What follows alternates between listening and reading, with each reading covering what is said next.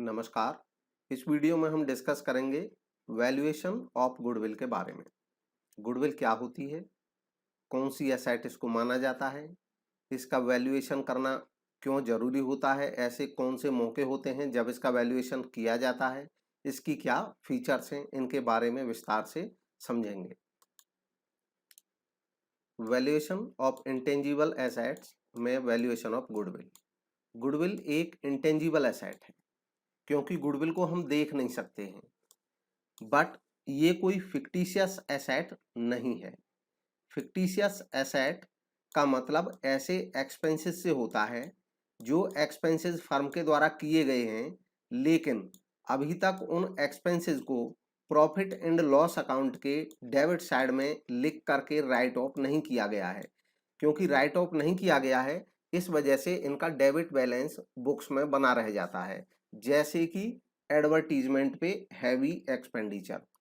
ऐसे केसेस में क्योंकि बैलेंस बना रह जाता है तो जरूरी हो जाता है कि उसको बैलेंस शीट में दिखाया जाए, और बैलेंस शीट में जब उसको दिखाया जाता है तो एसेट साइड में दिखाया जाता है, जबकि वास्तव में वो एक एक्सपेंस होता है।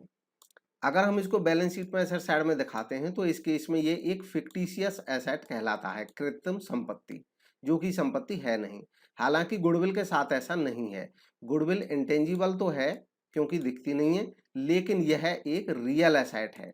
रियल एसेट होती है गुडविल, क्यों? क्योंकि वास्तव में गुडविल को बेच करके इससे पैसा भी वसूल किया जा सकता है। ये रियलाइजेबल वैल्यू रखती है। हालांकि ये अलग बात है कि गुडविल को अलग से नहीं बेच सकते हम गुडविल को बिजनेस के साथ ही बेच सकते हैं। जैसे कोई व्यक्ति अपने चलते हुए बिजनेस को बेचता है तो उस बिजनेस के पास जो अवेलेबल टोटल एसेट्स होते हैं उनसे महंगा अगर ये बिजनेस बिक जाता है तो इसका मतलब ये होता है कि इस बिजनेस की गुडविल है और इसकी गुडविल को बेचा गया है। लॉर्ड एल्डर ने गुडविल के बारे में कहा है कि goodwill is nothing more than the probability that the old customers will resort to the old place. ये कहते हैं कि गुडविल इस बात के अतिरिक्त कुछ नहीं है कि जो पुराने कस्टमर्स होते हैं वो पुराने प्लेस को चुनते हैं। इन्होंने गुडविल के खाली एक फैक्टर को कंसीडर किया है कि जब कोई व्यवसाय पुराना होता जाता है तो कुछ पुराने ग्राहक उससे हमेशा जुड़े रहते हैं, और जिस वजह से इसकी सेल बाकी बिजनेसेस से ज्यादा होती रहती है, और इस वजह से ये गुडविल को एंजॉय करता है। लेकिन वास्तव में ये केवल एक फैक्टर है, इसके अलावा भी और बहुत सारे फैक्टर्स हैं जिनकी वजह से गुडविल बनती है। अब गुडविल क्या है?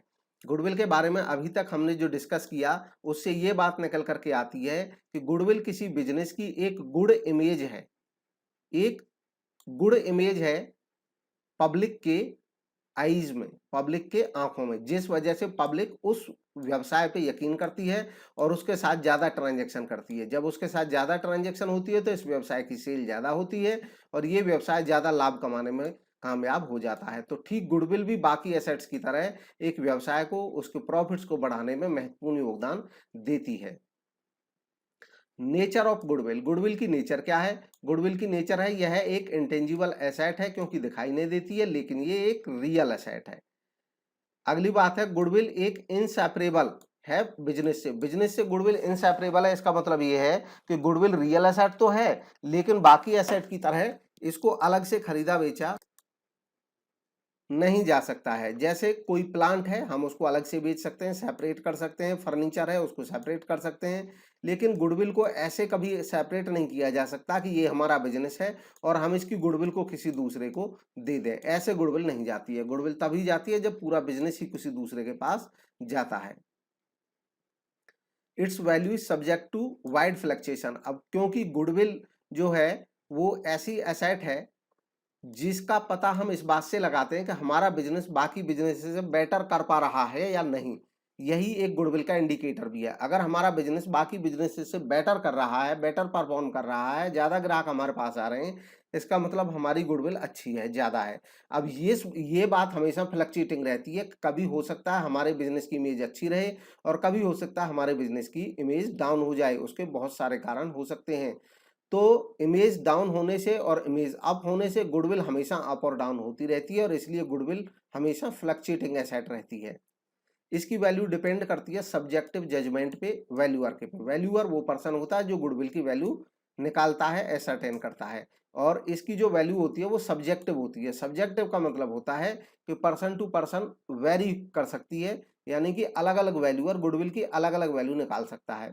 गुडविल का कोई सेट पैमाना नहीं है जिसकी वजह से गुडविल की वैल्यू हमेशा एग्जैक्ट और एक ही रहे, क्योंकि गुडविल हमेशा फ्लक्चुएट करती है, इसलिए गुडविल के जो वैल्यूएशन के तरीके हैं वो भी अलग अलग हैं। कोई एक तरीके पे सभी लोग एक मत नहीं है, इसलिए इसका जो जजमेंट है वो सब्जेक्टिव होता है। ऑब्जेक्टिव वैल्यू इसकी नहीं हो सकती है, टू द पॉइंट नहीं हो सकती है।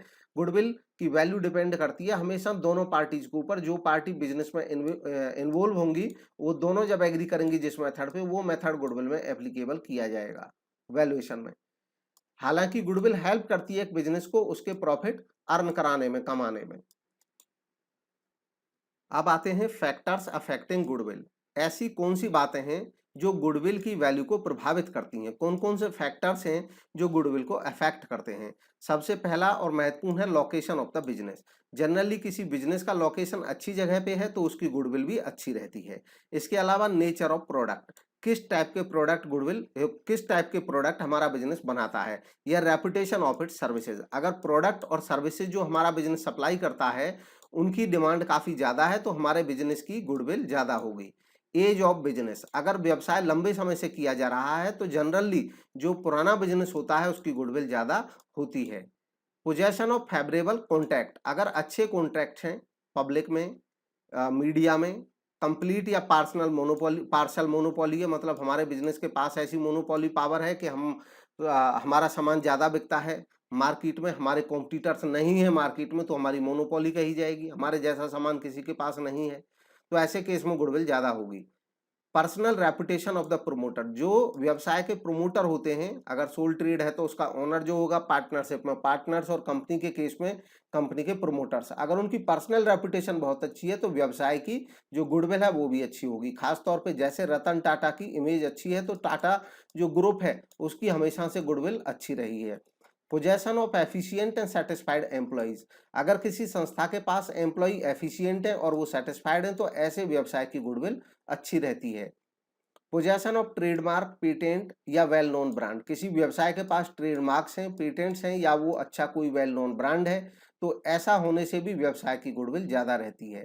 कंटिन्यूएंस ऑफ एडवर्टाइजिंग कैंपेन, जो व्यवसाय लंबे समय तक एडवर्टाइजिंग कैंपेन चलाए रखते हैं उनकी गुडविल अच्छी होती है क्योंकि उनकी रेपुटेशन बढ़ती रहती है। क्वालिटी ऑफ फर्म्स प्रोडक्ट, अगली बात है कि फर्म का जो प्रोडक्ट है उसकी कैसी क्वालिटी है, अच्छी क्वालिटी प्रोडक्ट की होगी तो गुडविल नेचुरली ज्यादा रहेगी। नेक्स्ट है need for valuation of goodwill, goodwill के वैल्यूएशन की आवश्यकता।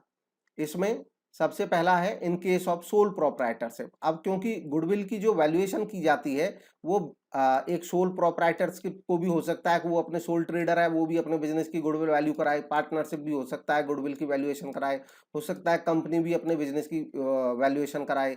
तो क्यों कराते हैं गुडविल की वैल्यूएशन ये सभी संस्थाएं? अलग अलग नीड होती हैं सभी की। एक सोल प्रोप्राइटरशिप के केस में जब बिजनेस को बेचना हो तो गुडविल वैल्यू कराई जा सकती है। इसके अलावा जब सोल प्रोप्राइटर किसी अन्य पर्सन को अपनी संस्था में पार्टनर बनाना चाहे तो भी गुडविल की वैल्यू कराई जा सकती है। इसके अलावा पार्टनरशिप फर्म के केस में at the time of change in profit sharing ratio, partnership में जो पार्टनर्स होते हैं वो प्रॉफिट्स को एक स्पेसिफिक रेशियो में बांटते हैं, उसको कहते हैं रेशियो। जब इस रेशियो में कोई परिवर्तन किया जाता है, किसी पार्टनर का अनुपात बढ़े और किसी का घटे, तो ऐसे केस में गुडविल के कैलकुलेशन की जरूरत पड़ती है। जब कोई नया पार्टनर एडमिट करना हो पार्टनरशिप में तब भी गुडविल की वैल्यू कराई जाती है। इसके अलावा एग्जिस्टिंग पार्टनर अगर रिटायर होता है, यानी कि पहले से जो पार्टनर है वो रिटायर होना चाह रहा है या किसी पार्टनर की डेथ हो जाती है, तो अब उसका हिसाब करने के लिए उसके जो अमाउंट ड्यूज है उनको कैलकुलेट करने के लिए भी गुडविल की कैलकुलेशन की जरूरत पड़ती है। इसके अलावा जब फर्म को कंपनी में कन्वर्ट करना हो तब भी इसकी जरूरत पड़ेगी गुडविल को कैलकुलेट करने की। इसके अलावा सेल ऑफ बिजनेस, जब फर्म अपना बिजनेस सेल करे किसी अन्य फर्म को या किसी कंपनी को तब भी गुडविल वैल्यू कराई जाती है।